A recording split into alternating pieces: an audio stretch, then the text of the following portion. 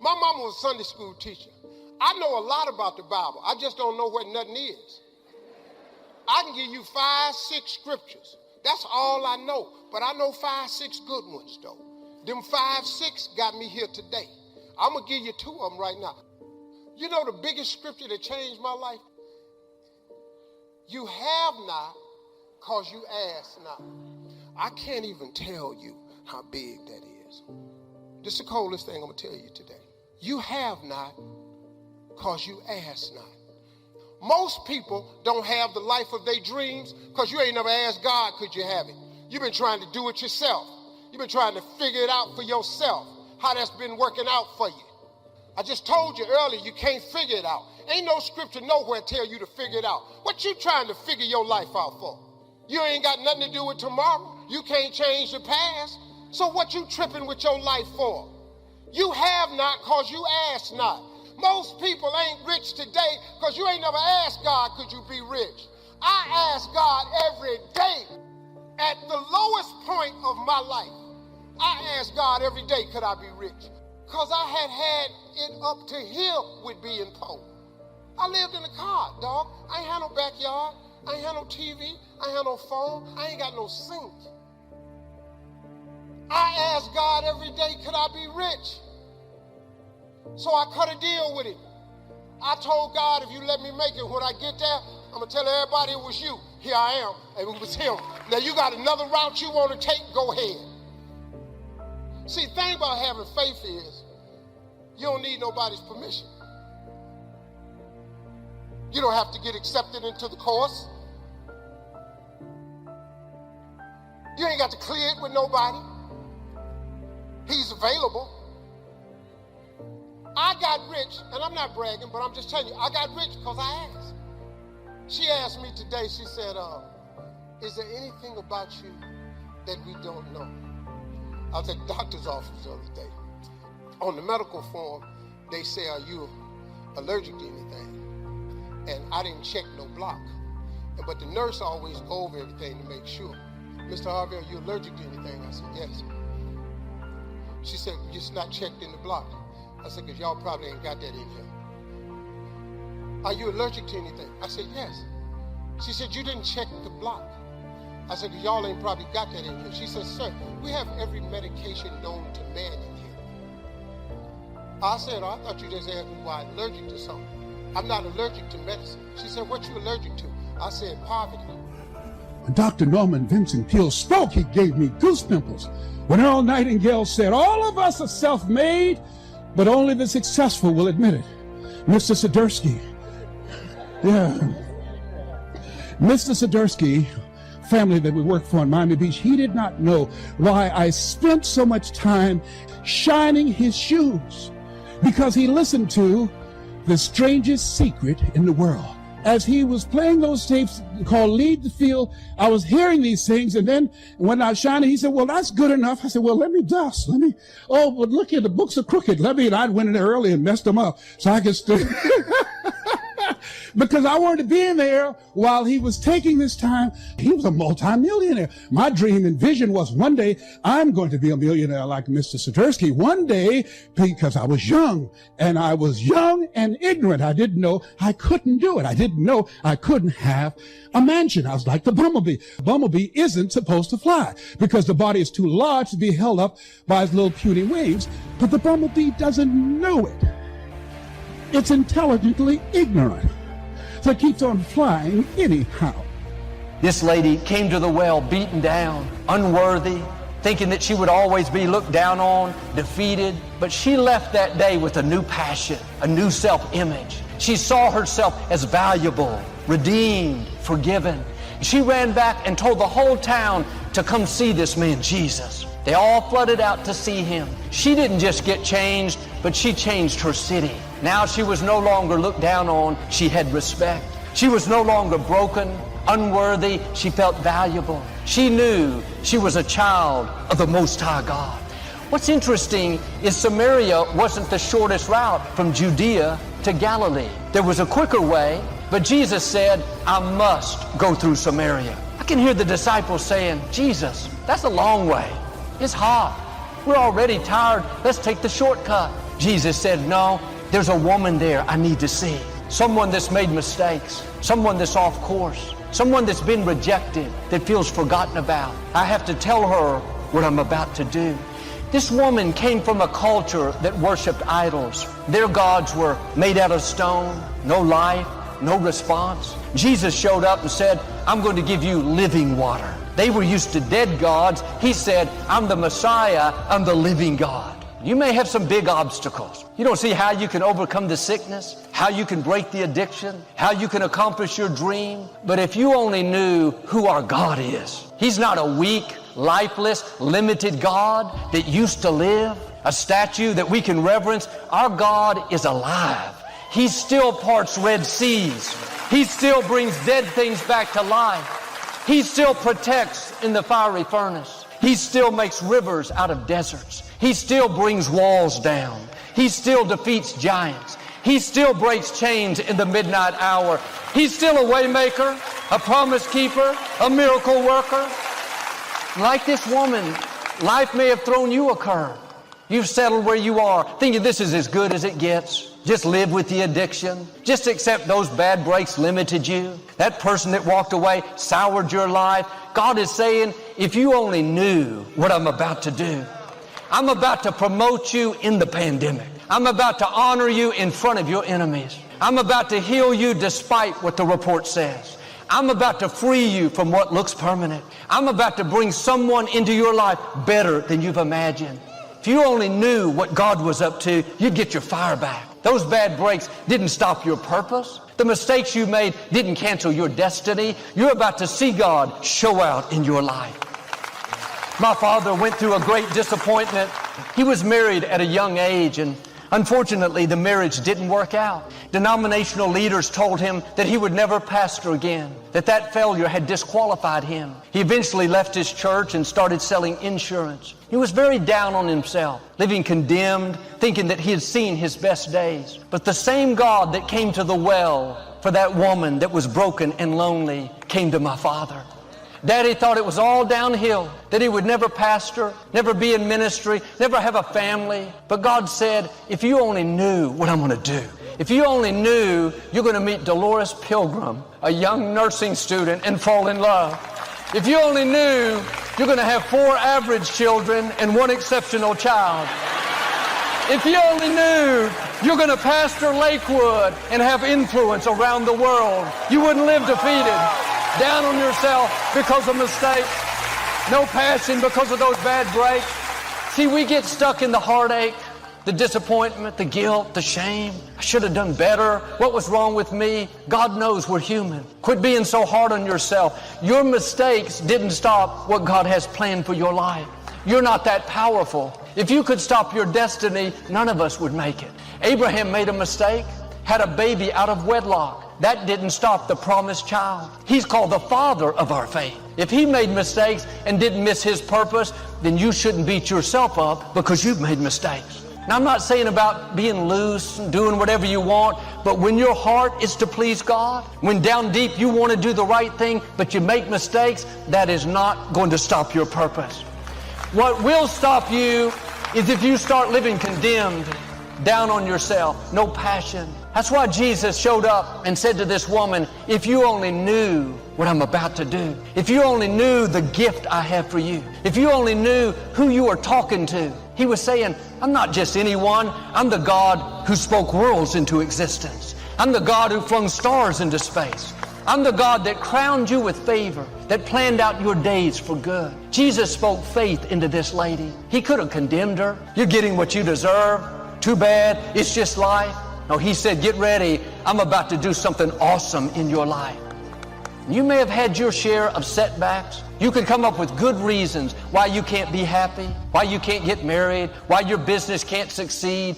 In your own strength, that may be true, but you're not on your own. The God who breathed life into you is saying, if you only knew the doors I'm about to open, if you only knew the favor I'm about to show you, if you only knew how I'm going to connect the dots, those things you don't understand, that were painful, that weren't fair, I saw them, and they're going to all work for your good. They're leading you to an amazing future, to something better than you've imagined.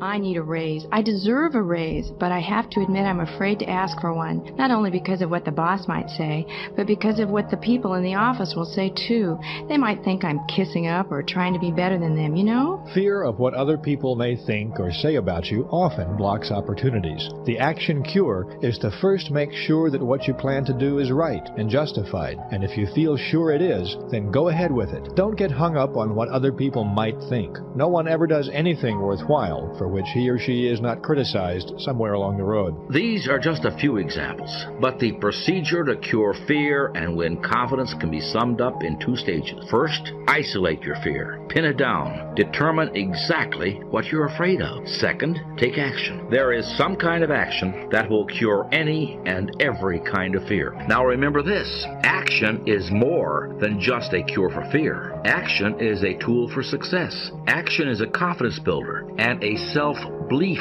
builder. Action, making things happen, is what separates a dreamer from a doer. Now, it's good to dream. Many good and useful ideas come from dreaming, but ideas without action are like a car without an engine. In other words, they're useless. Our minds generate lots of ideas every day, ideas about different things.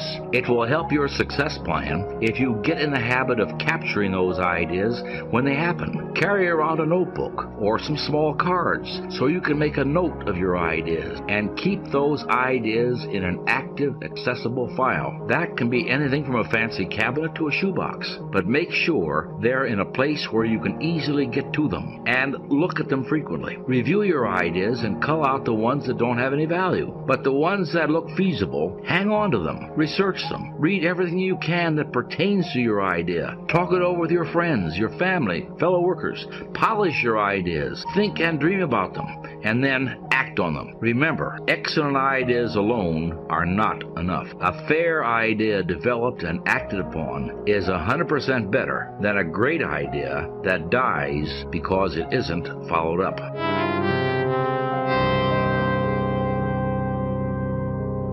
Remember the first experiment in your people laboratory?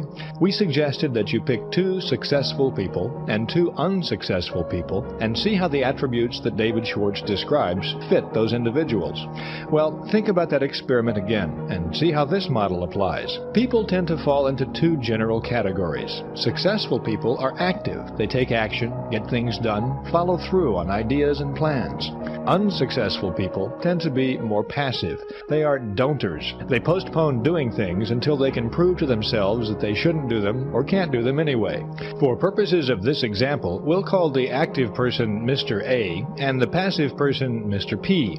Now let's examine some typical Mr. A and Mr. P behaviors. In countless ways, large and small, the differences between Mr. A and Mr. P show through.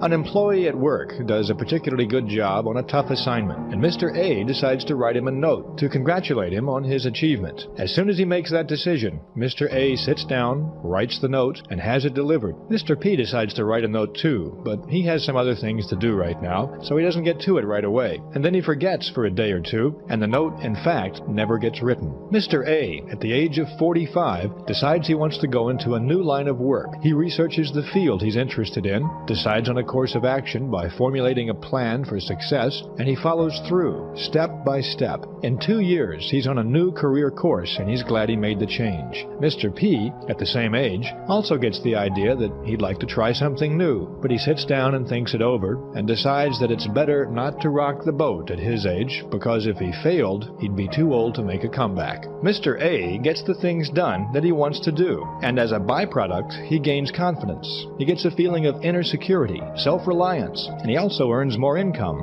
Mr. P is afraid to act. He doesn't do the things that he wants to do. He limits his possibilities by convincing himself of the folly of action. As byproducts, he loses confidence in himself, becomes negative about life, and he lives in mediocrity. There is a saying that says, experience is priceless. It's a shame you have to pay for it with your youth. To become experienced, it's going to cost you your entire youth. The only way to get experience, you got to get old. I know you don't want to, but old is the goal. I tell people all the time, kids come up and they go, man, Mr. Harvey, you old. Old is the goal. See, if you stop getting old, The day you stop getting old, you're gonna die. You're gonna die. It's over. It's over for you. See, I like getting old because that means I'm still here. So it's so many things to that question. But there is a balance. You have to have a good time. You have to do your work. You know, and then parents, let me tell you this. It's not just schoolwork. Kids can't just do schoolwork. You gotta give them some time to enjoy themselves. You know, you gotta give them time to be a kid. You know, you gotta let them go do something. I know, be focused, be focused, be focused, be focused, be focused. Focus, focus, focus, focus. Hey man, they young. They young. They just wanna go outside. They wanna do something fun. Now, fun over here is way different from fun in the United States. So I don't know what that is, but they just want to have fun. You got to create a balance. So like with all my kids, my youngest child now is 22 years old. So I don't have to watch them. Yes, I do. I still watch them.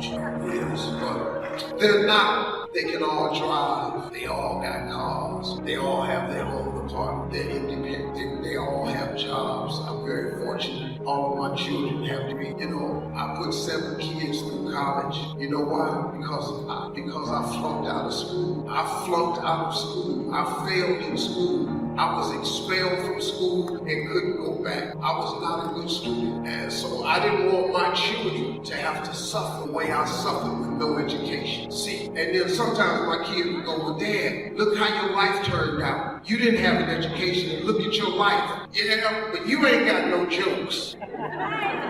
See, my life turned out okay because God had given me this incredible gift. I have the ability to make people I've never met laugh. So I have a gift. You don't have this gift.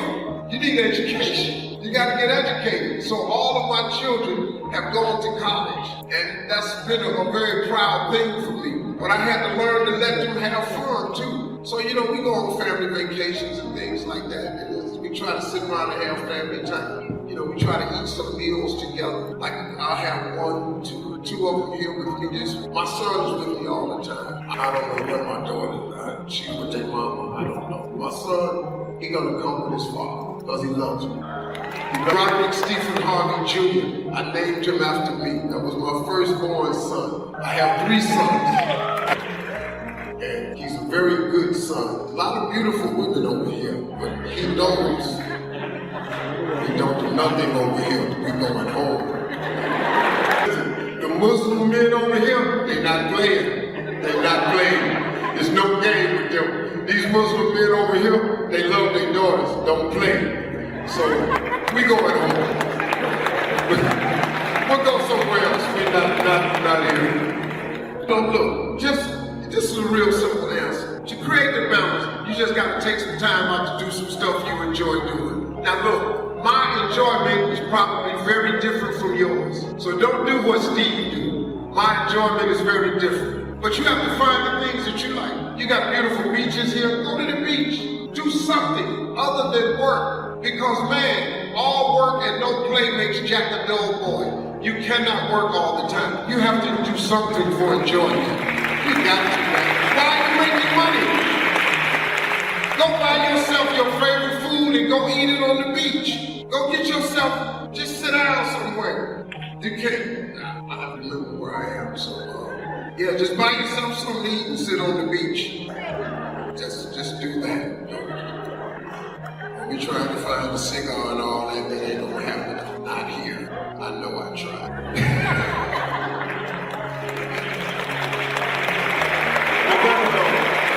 But that's another thing, because I'm a cigar guy, and when I come here, that's not the case. But I'm fine, so I learned how to deal with it. We have laws. You have to be respectful of people's culture and country, so it's fine.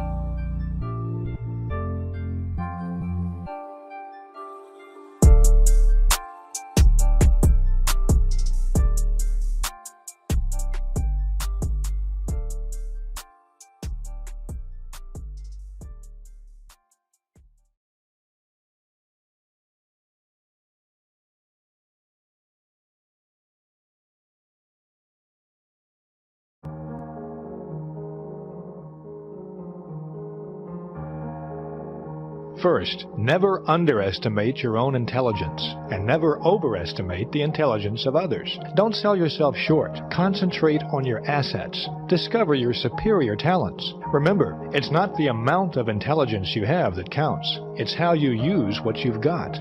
Learn to effectively manage your brains instead of worrying about your IQ. Secondly, constantly remind yourself, my attitudes are more important than my intelligence. At work and at home, practice positive attitudes. See the reasons why you can do it, not the reasons why you can't. Put your intelligence to creative, positive use. Find ways to win, not ways to lose. Finally, remember that the ability to think is much more valuable than the ability to memorize facts. Use your mind to create and develop ideas, to seek solutions, to find new and better ways of doing things.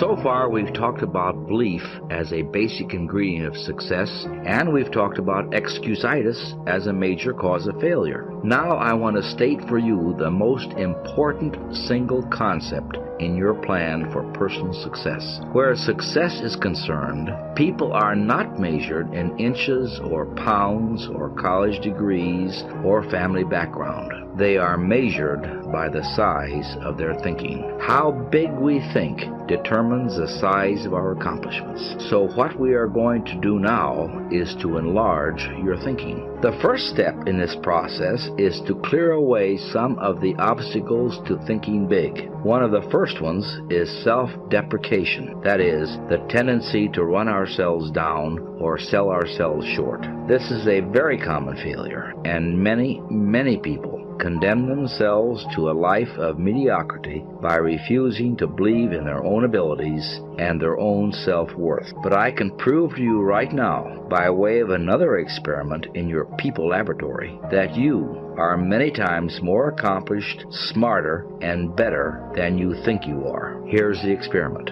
First, think of your 3 major assets. These can be anything that you know that you're good at. You may be well organized, or a good listener, or perhaps you're good at creative solutions to everyday problems. Whatever these are, think of 3 positive attributes that you give yourself credit for. Now, considering each asset in turn, one at a time, think of at least 2 people that you know who you consider more successful than yourself, but who you feel do not have that particular asset to the degree that you do. For example, maybe your coworker got a promotion last month, but you didn't. But if you think about it, you're a better problem solver than that person is.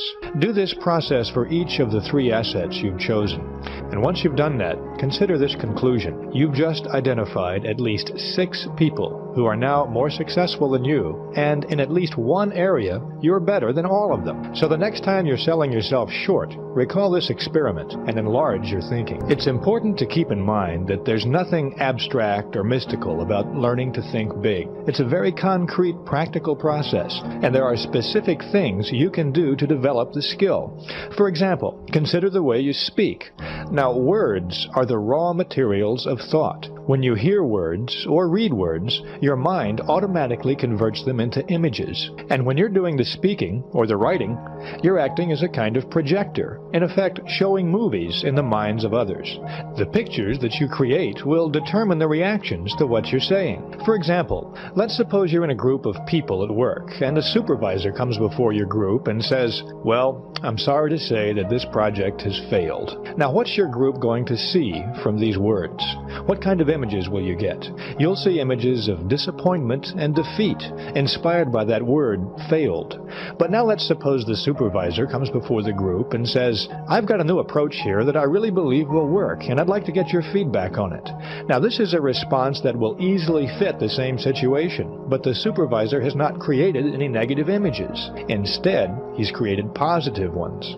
The group feels encouraged. They're ready to try again. By the same token, if the supervisor says, "We've got a problem," then the task ahead looks formidable, maybe even insurmountable. But if instead he says, "We face a challenge," then your mind images are likely to be positive. You've got something to look forward to, something to really sink your teeth into. The point is simply this. Big thinkers are specialists in creating positive, forward-looking, optimistic pictures in their own minds and in the minds of others. To think big, we have to use words and phrases that produce big, positive mental images.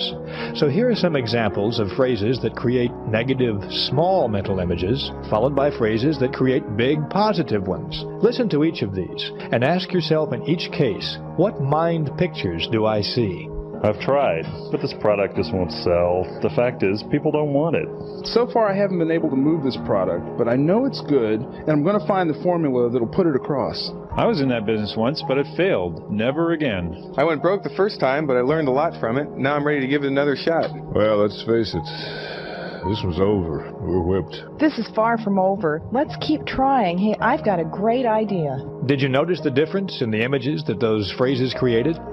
Now, listen to the words that you hear around you every day and see if you can perceive the difference between the images created by successful people and the images created by mediocre people. And while you're doing this, start developing your own big thinker's vocabulary. You can do it with these 4 steps. First, use big, positive, cheerful words and phrases to describe how you feel. Remember the cures for health excusitis? When you say, I feel great, you make yourself feel better, and you make others around you feel better too.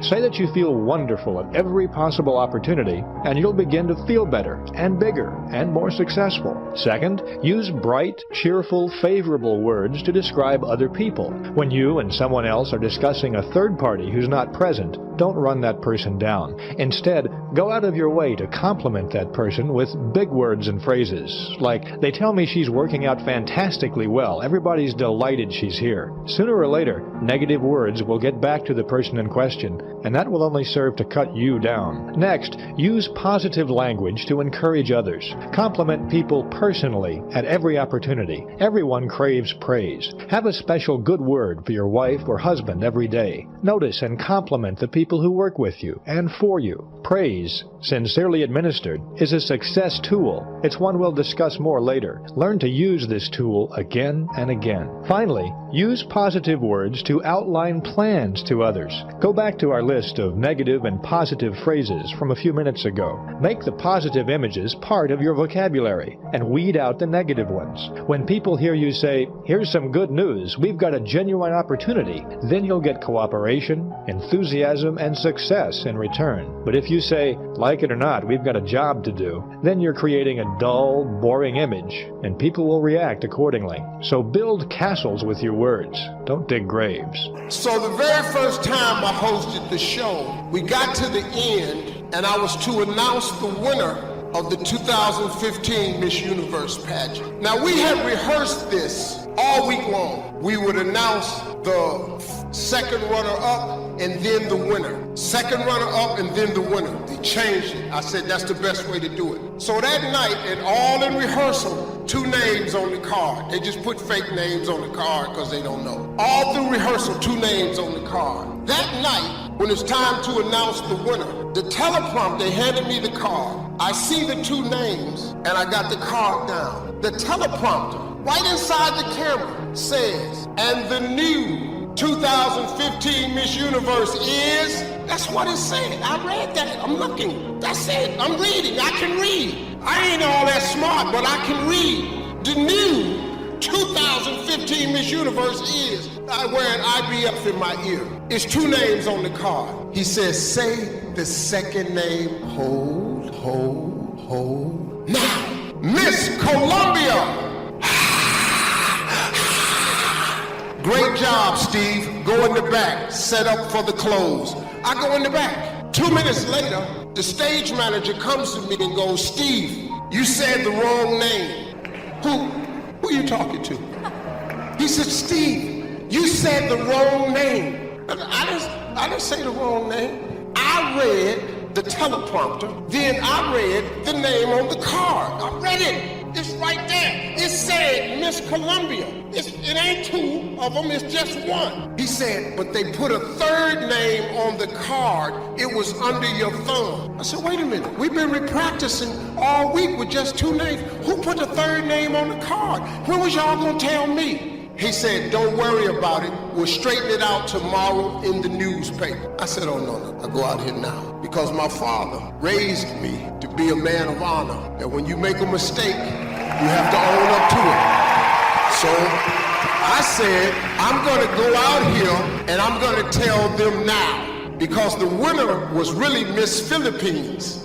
Miss Philippines was the winner. I said, Miss Columbia, it's a mistake, I go out. I said, I made a huge mistake. My wife was on the third row. I saw her face. My son was sitting next to her. I saw them, they looked so hurtful. It was the worst mistake in television. So I said, I'm sorry, but this is the mistake that was made. I said, it was my fault.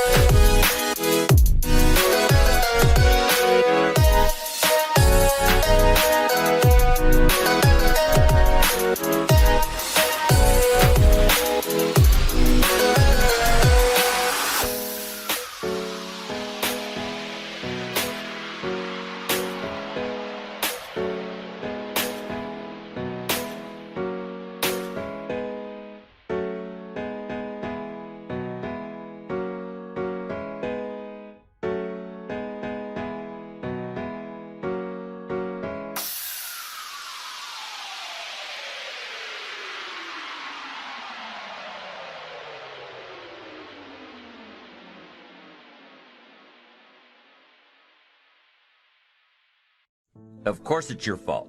It's your report too. It's your responsibility to see that everyone you delegated work to does their part. Now, you can't control what others around you do, but it's in your own best self-interest that you stay on top of things. especially if it's going to affect your future. You think your boss cares that John didn't do his part? You think he sees John as the bad guy? Of course not. All he sees is that the report isn't done. Bottom line, be responsible for the things that affect you. You can make sure you're more responsible by checking in with those people who are working with you, the people who make up your team. You can be more responsible by saying, "Hey, John, how are you doing with your part? Do you need some help? Can we put somebody else in here to help you finish?" Now, if John consistently doesn't handle his part, you've got to replace John. If he isn't doing his share, you've got to find somebody that will. Or what? It will negatively affect you. You can't wake up in the morning that the project is due hoping and wishing that John has done his part. No, you've got to be responsible because it's going to affect your career too. Now, my approach to my better future very early on in my career was to just go through the day with my fingers crossed. And I used to say something like, "I sure hope things will change for the better." Then here's what I found out. They're not going to change. Somebody says, "Well then, how will my life ever change?" Answer, when you change. When you change, when you get better, it'll get better. If you change, it'll all change. Don't put it on someone else. Hope that someone else will change it for you. Take responsibility for yourself. Take personal responsibility. You can't change the circumstances or the seasons or the wind, but you can change your reading habits. You can change whether or not you go for the skills, burn the midnight oil, turn yourself around, multiply your value by 2, 3, 5, 10. That you've got charge of. That you have control of. You don't have control of the constellations, but you've got control over whether or not you go to night school, take adult classes, learn some new skills. You have control over that. And if you don't, that's your fault. You've got to take personal responsibility. You've got to be self-reliant. Nobody else can change your life, alter your ambitions, pave a golden road for you. But you can. It's up to you. Be responsible for yourself. Learn to reap the harvest without complaint. This is a sign of growing maturity. And here's where it comes from, taking full responsibility. Take full responsibility for everything you do. Be responsible to yourself. It's your crop. Whatever your paycheck is, take full responsibility. You say, "Well, it's my employer." No, it's not your employer. You can become twice as valuable, 3 times as valuable. Burn the midnight oil, learn some more skills, bring more value to the marketplace. I'm telling you, whatever your harvest is, take it without complaint. Whenever you prepare correctly, taking all of the steps you're supposed to take, doing everything in your power to stay on track, whenever your preparations lead to success, achieving your goals, you reinforce the disciplines that got you there. Success leads to reinforcement of the proper disciplines. If what you're doing is working, keep doing it. If what you're doing isn't working, change it.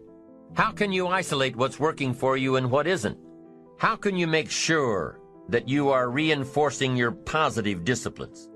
Well, if it isn't apparent, easy to see right away, if what you're doing is happening in such small increments that you're not sure if you're on track, then you need to be writing it down. You need to keep a journal anyway. But if you really aren't sure that what you're doing is making measurable progress, you need to keep a written record. You need to write down everything that may be relevant in your day. What you did, who you saw, what you felt, how it may or may not affect you now and in the future. The constant commitment to putting something in the world of value, as long as you can stay focused on delivering your art and delivering yourself and delivering your energy and delivering your ideas for the world to be better. The secret to success is doing a lot of little things consistently over a long period of time. The moment of every single day has a massive impact on where you ultimately end up. The way to improve lives is to continually improve yourself. Good people have to get out of the bed every day and try to empty the ocean with a soup spoon, you know, as the mentality of how you wake up every day to try to do good in the world. You really got to focus with all of your fiber and all of your heart and all of your creativity. Dreams without goals are just dreams, and they ultimately fuel disappointment. Goals on the road to achievement cannot be achieved without discipline and consistency. What if I told you this was the last Monday morning of your life? What if I told you you died this week? Would you complain about your crap job or that test you don't want to take? I doubt it. You would go much higher level thinking.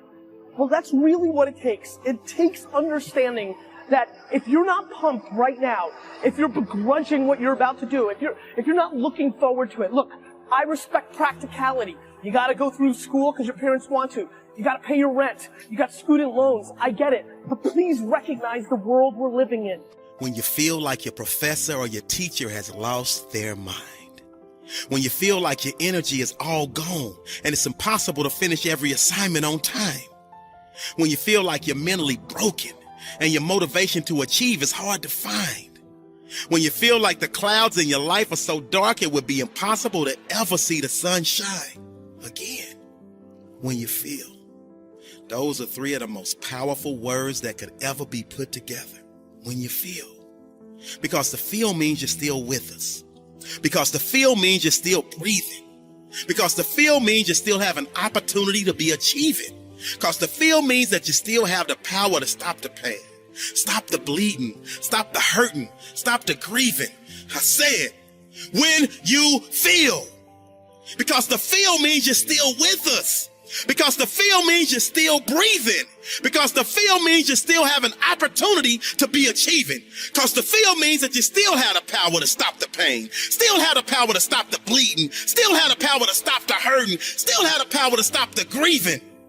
So whenever you feel like your professor or teacher has lost their mind because they're overwhelming you with a workload that seemingly will take up all of your time, I need you to pause and recall the reason why you made the choice to invest your time.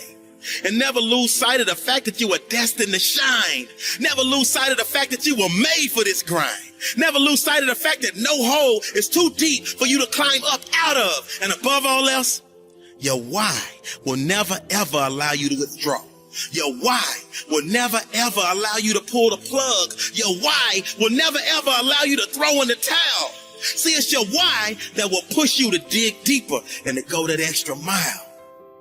See, not only do you owe yourself, but you told your mama you were finished. You told your daddy you were finished. You told your brother you were finished. You told your sister you were finished. So therefore, it's up to you to never diminish the value of your word. And a wise man once gave me a wise word, and now I'm passing these wise words on to you. You are in total control of your situation. So when you feel like you're facing a breaking point, this is the point when you go to your professor. This is the point when you go to your academic advisor, and not the time to despise her and not the time to despise him. Simply say, I am in this until I walk across the stage with my diploma. I am in this until I smell the sweet aroma of success. And right now, I'm feeling overwhelmed because I am on academic overload. Do you have any suggestions that will help me power through this semester? Because my only option is to figure this out. And whatever it takes, I can, I will, and I must do. See, I understand that drastic times call for drastic measures. And the measure of a person's will is determined by what they are willing to do to ensure triumph over tragedy. The measure of a person's will is determined by what they are willing to do to ensure success over failure. The measure of a person's will is determined by what they are willing to do to ensure winning over losing. And see, right now, I'm choosing to fight for my academic future, and that's why I came to your office. I promise. When they see that your passion is pushing you with a purpose, they will give you every ounce of their being to assure you are successful because they know you're worth it. I just need you to never forget that you're worth it. Success is your baby. You just gotta birth it and then kick back and enjoy the fruits of your labor. But in the meantime, I need you to pull up your sleeves. I need you to tighten up your boxing gloves because you're right in the middle of a heavyweight boxing match. And life is trying to take your title, and your survival in this academic arena is at stake.